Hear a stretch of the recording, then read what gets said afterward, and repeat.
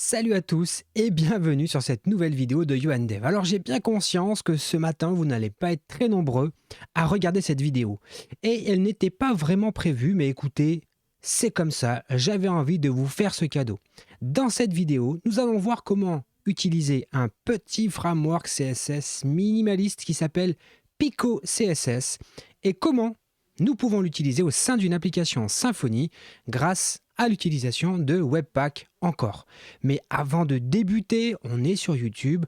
En plus, c'est la période des fêtes, donc faites-vous plaisir, abonnez-vous à la chaîne, mettez un pouce si la vidéo vous plaît et vous pouvez bien sûr venir dans les commentaires, ça me fait toujours plaisir de vous lire. Alors aujourd'hui, qu'est-ce qu'on va faire? Déjà, est-ce que ça a un rapport avec notre projet Overkill? Eh bien, oui, plus ou moins, puisque à un moment donné dans notre projet Overkill, il va falloir que l'on fabrique une interface pour nos utilisateurs. Et pour ça, eh bien, nous n'allons pas utiliser Bootstrap comme j'aurais pu le faire habituellement. Nous allons utiliser Pico CSS, après tout, amusons-nous. Et donc, dans la même continuité que les autres vidéos du projet Overkill, avant de passer à l'action, on fait un petit POC pour vérifier que ça va fonctionner, que ça va faire ce pourquoi on a envie de l'utiliser. Allez, passons en mode tuto, je me mets en petit dans un coin et je me tourne vers mon écran parce que oui les amis, la caméra est ici mais mon écran est ici. Enfin bon bref, pas très intéressant pour vous. Donc aujourd'hui, on va s'intéresser à un framework qui s'appelle Pico CSS et qui se présente lui-même comme un minimal CSS framework. L'idée, c'est d'avoir un code le plus court possible afin de pouvoir avoir du code HTML. Sémantique HTML, hein, donc c'est vraiment l'idée de ne pas aller directement dans votre CSS, mais de directement utiliser ça dans votre HTML. Et bien là, vous allez voir qu'on a quelque chose de super simple, super minimaliste. C'est un super framework. Par exemple, regardez ce qu'ils nous donnent sur la documentation. Ils nous disent que ce qu'on a habituellement dans les frameworks ressemble à ça. Avec leur framework, ça ressemblera à ça. Fin de l'histoire. Donc, nous allons essayer de voir dans quelle mesure on peut utiliser Pico CSS au sein d'une application Symfony et surtout, comment est-ce qu'on va s'y prendre pour que ça fonctionne bien. Donc, la première chose que nous allons vouloir faire, c'est nous créer un projet Symfony, évidemment. Donc, on va faire un Symfony, je baisse mon micro qui m'embête là, hop, un Symfony new, on va l'appeler Pico CSS, parfait, full, voilà. Comme ça, on part sur un projet tout neuf, tout propre, il n'y a pas de problème, on est tranquillou bilou. Alors, je vous le dis tout de suite, comme ça vous pouvez suivre en même temps si ça vous intéresse. Je vais mettre un lien dans la description vers un dépôt GitHub où vous allez retrouver toutes les explications que je vais vous donner dans cette vidéo et le code source. Comme ça, vous pouvez facilement retrouver toutes les explications, il n'y a pas de problème. Allez, on rentre dans le répertoire du projet, parfait, et on va tout de suite, sans attendre, installer le fameux Webpack encore. Et pour ça, c'est très simple, on fait un composer require symfony / webpack encore bundle. Rien de compliqué jusque-là. Ok, c'est bon, c'est installé. Là, qu'est-ce qu'il nous dit? Il nous dit qu'il faut que l'on lance un npm, enfin un yarn install, mais moi je vais plutôt utiliser npm. Donc on va faire hop, npm install pour aller télécharger les dépendances JavaScript. C'est parti, ça fait son petit job tout seul. Alors comme c'est du JavaScript, là c'est en train de télécharger la moitié des dépendances de la Terre entière. Hein, vous connaissez un petit peu la blague sur le répertoire Node module. Voilà, ça c'est fait. Et pendant qu'on est dans la ligne de commande, on va faire un Symfony serve-d pour lancer tout de suite le serveur interne de Symfony. On n'attend pas plus longtemps, il n'y a pas de raison. Et on ouvre notre projet tout de suite, voilà. Et enfin, on va se créer un petit contrôleur qui va nous permettre tout à l'heure de tester un petit peu Pico CSS, mettre des petits éléments pour voir à quoi ça ressemble. Donc on fait un Symfony console, hop, console, make, contrôleur. Hop, make contrôleur et on va l'appeler home, voilà, on va pas s'embêter, home contrôleur. Et on va tout de suite sur /home ici, comme ça on sera sur la bonne route, celle que l'on vient de créer à l'instant. Logiquement, elle devrait s'afficher. Ah oui, et forcément, ça ne peut pas marcher parce que comme on a utilisé Webpack, il faut les builder. Donc on va faire un npm run build, hein, comme ça au moins ça va fonctionner, on ne sera pas embêté. Et puis tout à l'heure, on se mettra en mode watch, vous allez voir, voilà. Donc là, on a notre contrôleur, tout va bien. Maintenant, intéressons-nous à la mise en place de Pico CSS. On va sur la doc de Pico CSS, on va dans la documentation. Et ce qui nous intéresse, nous, et bien évidemment, c'est l'installation. Alors, on pourrait l'installer manuellement en le téléchargeant, on pourrait l'utiliser from un CDN, mais nous allons utiliser NPM, on l'a sous la main, et on utilise Webpack, donc on va utiliser NPM. Donc, on va taper la petite commande qui nous est proposée ici. C'est parti, on va dans notre ligne de commande, et on fait le npm install @picocss/pico. De cette façon, on vient de télécharger les dépendances de Pico CSS. Parfait. Maintenant, on a quelques petites modifications à opérer dans notre code. Donc, on va ouvrir notre projet dans un éditeur de code. Personnellement, j'utilise Visual Studio Code, mais vous pouvez évidemment utiliser celui de votre choix. Il n'y a aucun problème avec ça. Première chose que nous allons faire, c'est que nous allons, je vais peut-être zoomer un peu trop là, nous allons passer la configuration de Webpack de CSS à SCSS. Ça sera beaucoup plus pratique. Donc en fait, il faut aller dans le répertoire assets et ouvrir le fichier app.js et on va renommer ici le import app.css 1.app.scss. De la même manière, du coup, il faut venir modifier ici le fichier CSS, le app.css, et on va le renommer en app.scss. Parfait. Et tant qu'on est ici, dans ce fichier-là, on va supprimer le contenu, puisque ça ne nous intéresse plus, et on va lui dire d'importer Pico CSS. Comment est-ce qu'on va faire ça? On va faire un @import, tout simplement, et on lui donne le chemin qui nous intéresse. Donc, on va mettre ce petit sigle pour lui dire tu vas dans notre module, @pico, Pico CSS, voilà. Le chemin ensuite c'est Pico, alors je ne l'invente pas, hein, je l'ai juste noté de côté. Le répertoire SCSS pour aller récupérer les SCSS de Pico. Et ensuite le fichier pico.scss, c'est parfait. Alors ce chemin-là, si vous ne le connaissez pas, vous pouvez le retrouver en allant dans votre node module. Vous pouvez ici retrouver Pico CSS, Pico, SCSS et le pico.scss. Et là on retrouve le fichier de base de Pico CSS. Parfait.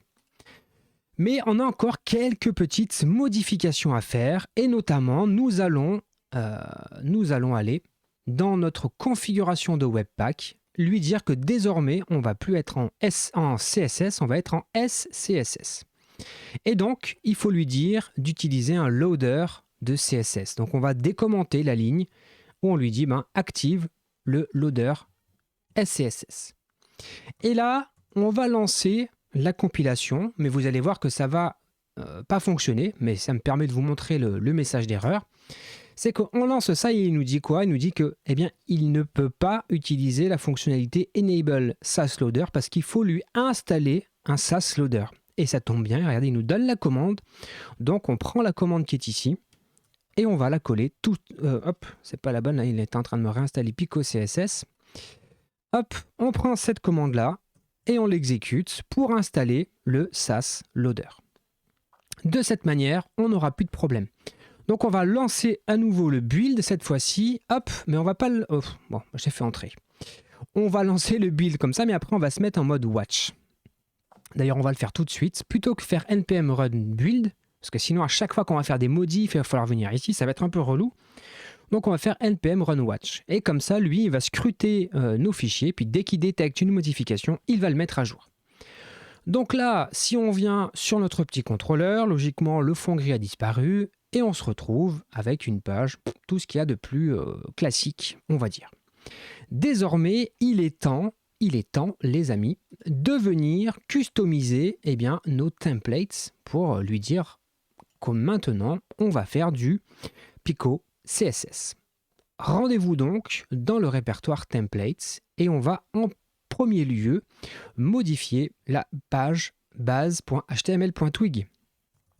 Et comment est-ce que nous allons nous y prendre? Nous allons aller voir la documentation. Regardez, il nous donne ici le starter HTML template. Donc on va pas s'embêter, on va reprendre ce truc-là.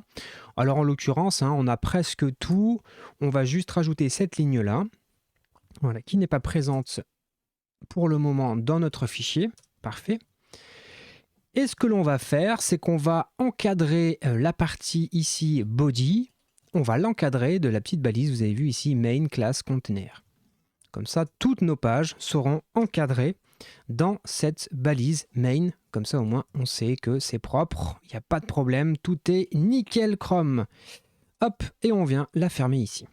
Parfait. Déjà, si on recharge notre page, vous allez voir que il va y avoir quelques petits changements, notamment, vous avez vu, le conteneur applique des marges ou du padding, des choses comme ça. Ok, parfait. Maintenant, il nous faut tester les possibilités offertes par Pico CSS. Pour ça, on va aller dans la page home.html, homeindex.html.twig. On va virer le contenu actuel, ça ne nous intéresse pas. Et on va pouvoir maintenant tester Pico CSS. Et nous allons regarder la documentation. Je ne sais pas, moi, qu'est-ce qu'on pourrait se prendre? On peut tester plein de choses ici. On va prendre par exemple une navigation. La navigation, elle est là. Et il nous suffit de copier-coller ce code-là. Alors, ce que je vais faire, c'est que moi, j'ai préparé des petits bouts de code. Mais c'est ni plus ni moins que ce qu'il y a ici, avec quelques petites choses en plus. Donc, on va se rajouter, premièrement, hop, une navbar. Hop, pardon. Décidément, voilà, une navbar dans notre petit projet. Actualisons notre page et on va voir un petit menu apparaître. Parfait. On a le titre ici, menu 1, 2, 3, puis j'ai mis simplement un petit switch ici dans le menu pour vous dire qu'on peut mettre tout ce qu'on veut dans les menus, il n'y a pas de souci avec ça. Parfait. Si on regarde la documentation, il y a des layouts, il y a le principe du conteneur. Ce qu'on a utilisé, on a encadré tout notre projet par un conteneur qui s'appelle main class container. Donc ça c'est bon, on l'a mis en place. Il y a aussi un principe de grid qui est proposé. Et regardez, la grid, c'est tout simple. Si je veux mettre plus de colonnes, je fais une div class grid et puis après je mets des sous-div à l'intérieur. Bon, regardez, on peut prendre le code ici, tel quel. On va le mettre en dessous de notre navigation ici. Hop, bon, pour la mise en page, on repassera. Et là, si j'actualise, vous allez voir que j'ai effectivement, vous avez vu, 1, 2, 3 grids. Parfait, tout va bien, tout fonctionne comme on le souhaite. Alors, moi, ce que je vais faire, c'est que je vais copier-coller le petit bout de code que j'ai prévu ici pour vous montrer un petit peu les possibilités offertes par Pico CSS. On va pas se faire tout ça à la main. Donc moi j'ai prévu ici, hop, vous allez voir. Hop, je colle le code. Voilà, parfait. Donc là, qu'est-ce que je fais? Je fais grid, comme vous l'avez vu. Donc je crée 2 grilles. Et à l'intérieur, j'utilise une balise qui s'appelle article. Et regardez ce qui s'appelle article dans Pico CSS. C'est l'équivalent des cards dans l'univers Bootstrap, par exemple. Donc, pour se créer une petite carte, toute simple comme ça, vous mettez entre balises article. Donc là, ce que je fais dans mon code ici, c'est tout simple. Je crée une grille avec 2 colonnes et je mets dans chacune des colonnes un article, une carte. Donc là, si j'actualise, vous allez voir que ça fonctionne bien. J'ai bien mes 2 cartes qui s'affichent comme il faut. Parfait, magnifique. Maintenant, on peut tester plein de petites choses. Vous avez vu, il y a plein de trucs. Par exemple, une petite barre de progression. Hop, on va prendre le code qui est ici. On ne s'embête pas, on est en mode bourrin. Là, l'idée, c'est de tester un petit peu le framework CSS. Voilà, on se met une petite barre de progression. On ne va pas chercher à l'animer parce qu'il faudrait mettre du JavaScript. Parfait, on a notre petite barre de progression. Ça fonctionne bien. Maintenant, ce qui nous intéresse quand même, c'est les formulaires. Et donc dans Element Form, vous avez vu qu'il y a plein de styles de formulaires. Vraiment plein. Et à chaque fois, c'est très simple. Vous souhaitez faire un petit formulaire avec une liste de sélection, vous faites juste ça, comme ça. Select. Et vous faites, c'est vraiment simple. Il n'y a pas de choses particulières. Donc là, ce que je vais faire pour gagner du temps, je vais copier-coller la partie de code en question. Ça ira bien plus vite. Il faut juste que je la retrouve. Voilà, j'ai préparé une petite partie avec plein de formulaires pour que vous vous rendiez compte de la simplicité de la chose. Voilà. Donc là, je crée ni plus ni moins, j'ai pris les exemples qui étaient donnés sur la documentation. Et regardez, si on actualise ici, hop, on a accès à plein de styles de formulaires. Il y a des trucs sympas, ici des listes déroulantes, des options, des checkbox, des petits switches comme ça, des sliders très très sympas, un color picker, pardon, bref. Il y a tout ce qu'il faut, il y a vraiment tout ce qu'il faut pour construire des petites interfaces vraiment sympas. Qu'est-ce qu'on peut encore se rajouter? On peut regarder la fabrication des tableaux, par exemple. C'est un truc qu'on a souvent besoin. Il n'y a pas de problème, c'est à disposition. Et comme vous le voyez dans le code, c'est un tableau HTML. Point. Point à la ligne. Il n'y a rien d'autre. On ne s'amuse pas à faire des trucs compliqués. Non, non, non. On se crée simplement un tableau HTML. Donc, comme d'habitude, je vais rajouter ça dans le code pour vous montrer la simplicité de la chose. Hop, il faut fermer le div ici, hop, et on colle ici donc les tableaux que j'ai mis dans une carte, parce qu'on peut mettre des choses à l'intérieur d'autres choses. Et là, vous voyez qu'il n'y a pas de problème. On a notre petit tableau qui va bien, qui est lui-même dans une carte, comme ça au moins, ça isole bien les éléments et c'est plutôt sympathique. Après, comme dans tout outil, il y a aussi plein de boutons. C'est très pratique, plein de styles de boutons, des pleins, des vides, bref, on peut faire vraiment plein de choses. Donc pareil, je vous ai préparé une liste de petits boutons que l'on peut utiliser. Hop, c'est ici. Voilà, je vais vous copier-coller le code des petits boutons. Vous aurez ça d'ailleurs dans le GitHub qui va avec la vidéo, n'hésitez pas à aller regarder. Donc là, voilà, j'ai créé une petite collection de boutons. On va actualiser ça. Hop, on actualise, parfait. Et on a notre petite collection de boutons avec des petits effets over légers, sympathiques. Et ici, par exemple, un petit effet tooltip. Juste pour le faire, vous avez juste à lui dire, c'est un data tooltip. Vous passez ici le petit message qui vous intéresse, et puis c'est terminé. Ça fonctionne tout de suite, il n'y a rien d'autre à faire. C'est très simple d'utilisation. Et enfin, dernière petite chose sympathique sur les boutons. Où est-ce que c'était? Voilà, les loading. Donc pour une raison ou une autre, si vous avez, je sais pas, un bouton d'action, vous cliquez dessus, ça fait quelque chose de particulier qui prend du temps, vous souhaitez peut-être mettre un message d'attente, il vous suffit simplement de copier-coller ce code qui est là, et ni plus ni moins, ça va fonctionner tout de suite. Regardez, on va se mettre ça dans un article. Hop, article, parfait. Hop, on se colle le petit bout de code ici. Hop, on va indenter ça comme il faut. Des soucis de souris cet après-midi-là. Hop! Et là, on actualise notre page et vous allez voir que, magique, nous avons nos petits boutons. OK. Donc ça, c'est vraiment cool. Vous avez vu qu'en une petite vingtaine de minutes, on a déjà découvert pas mal de choses offertes par Pico CSS. Mais il y a un autre truc qui est vraiment très très cool. Quand on va sur... où est-ce que ça va être sur le menu de base, le Getting Start, on a une option thème. Et ils nous disent que par défaut, on a accès à un mode dark. Et ça, c'est vraiment cool, parce que par défaut, le template vous fournit un mode light et un mode dark. Et comment est-ce qu'on passe de l'un à l'autre? Eh bien, simplement, vous devez avoir quelque part dans votre document une balise HTML avec ici data-thème et égale soit light, soit dark. Donc, comme vous vous en doutez, pour le moment, nous, on est en light, parce que vous ne l'avez peut-être pas vu tout à l'heure. Ah ben non, on ne l'a pas mis encore d'ailleurs. On va se le mettre en mode light. Donc, on va se mettre ici, HTML, hop.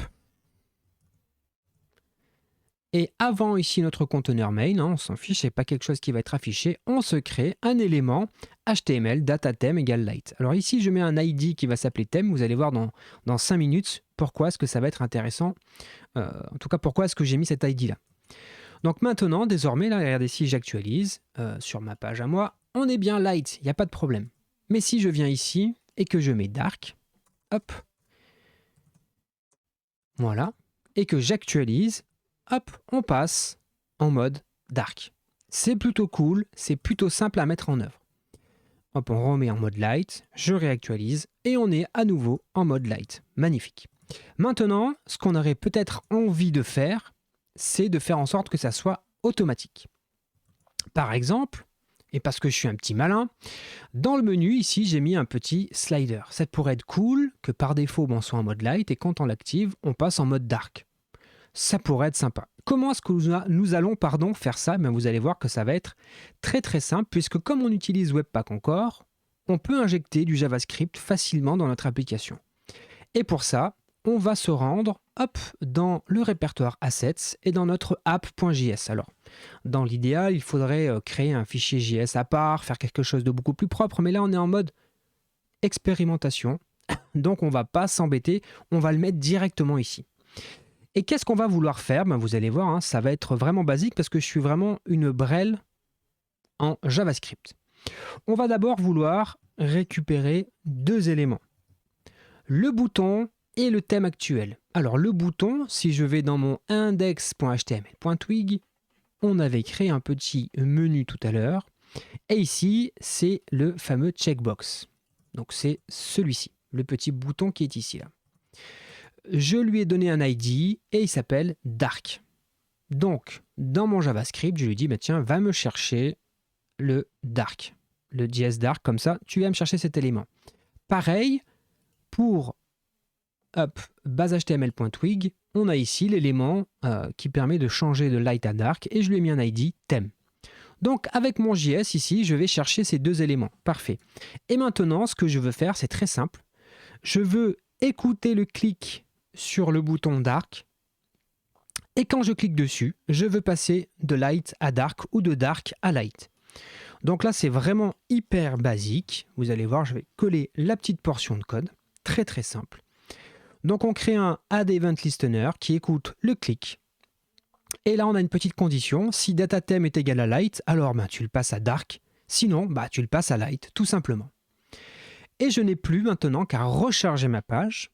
Et vous allez voir que si j'appuie sur mon switch, désormais, j'offre la possibilité à mes visiteurs de passer d'un thème à l'autre en un seul et unique clic. Et ça, c'est vraiment trop trop cool. Donc vraiment, cette fonctionnalité-là d'avoir directement le mode dark, moi je trouve ça vraiment cool. Maintenant, il nous reste une dernière petite chose et on aura fini de cette découverte parce que là, on est vraiment en mode découverte. La dernière chose que je voulais vous présenter, c'est que évidemment, là pour le moment, on a le jeu de couleurs qui est fourni par défaut par Pico CSS, mais vous pourriez avoir envie de customiser ça avec des couleurs qui vous plaisent plus ou qui correspondent mieux à ce que vous êtes en train de faire. Eh bien, ça tombe bien, puisque dans la documentation, on a une option, un menu Customization. Et donc là, il nous propose la possibilité de venir customiser ça. Donc ce qui est bien, c'est que là, il nous propose, vous avez vu, tout de suite de nous rendre compte ce que ça donne. Hein. Donc ça, c'est plutôt cool en fonction de la couleur. Et surtout, vu que nous, on est en SCSS, on n'a pas tout ce bazar à faire. Non, non, ça va être beaucoup plus simple. On a juste, vous voyez, ici, à overrider les variables. Donc là, on va prendre le petit exemple ici où ça nous fait passer en pink. Pas de problème. Et hop, on vient dans notre fichier style qui se trouve dans Assets, style le app.css. Et avant d'importer le fichier CSS de Pico CSS, on va coller nos petites modifications. Et je n'ai plus qu'à réactualiser ici ma page et vous allez voir qu'on a les nouvelles couleurs. Et alors ce qui est cool, en tout cas ce qui est sympa de la part de Pico CSS, hein, c'est que là si je prends par exemple, on va prendre du jaune, eh bien le bout de code qui me génère ici là, c'est pour le yellow. Donc regardez, hop, on va ici le changer, hop. Et si je réactualise ma page, vous allez voir qu'on est passé en yellow. Parfait. Donc c'est très très cool parce que comme ça au moins ça permet tout de suite de se rendre compte du résultat. On a un petit preview directement ici. Moi je trouve ça plutôt méga cool. Donc écoutez, on a terminé cette petite découverte de Pico CSS qui va donc nous servir pour le projet Overkill. On va s'en servir pour fabriquer l'interface. Donc ce que je vous disais en introduction de la vidéo, c'est qu'il y a un dépôt sur GitHub dont je vous mettrai le lien dans la description, dans lequel vous allez retrouver un espèce de tuto avec tout ce que je viens de vous dire, les différentes commandes à passer, les extraits de code à modifier. Bref, vous allez retrouver logiquement, si j'ai pas fait d'erreur, tout ce que je vous ai dit dans la vidéo, à quelque chose près. Tout est là. Donc allez-y, faites-vous plaisir. Et puis vous avez, en plus de la documentation, vous avez évidemment le code source avec les différents fichiers tels que je les ai modifiés. Alors pas là avec la vidéo, je l'ai préparé avant la vidéo, mais c'est exactement les mêmes opérations que l'on a réalisées ensemble. Voilà, écoutez, j'espère que cette vidéo vous a plu. Si c'est le cas, n'hésitez pas à mettre un énorme et magnifique pouce bleu de Noël, dirons-nous. Allez, si vous n'êtes pas abonné à la chaîne, abonnez-vous à la chaîne, ça fait vraiment plaisir et ça aide la chaîne à progresser. Merci infiniment. N'hésitez pas non plus à venir dans les commentaires nous dire si Pico CSS, si Pico CSS vous intéresse. En tout cas, voilà, on progresse dans notre projet Overkill puisqu'on a découvert le framework CSS qui va nous servir à fabriquer notre interface pour nos utilisateurs. C'était une petite digression, mais je trouvais que c'était plutôt intéressant de le faire. Allez, je vous embête pas plus, profitez de votre famille, de vos amis, profitez de vous et des vôtres. Soyez bienveillants les uns avec les autres, c'est très important. Et je vous donne rendez-vous mardi pour l'hebdo de la semaine. Portez-vous bien et à bientôt. Salut!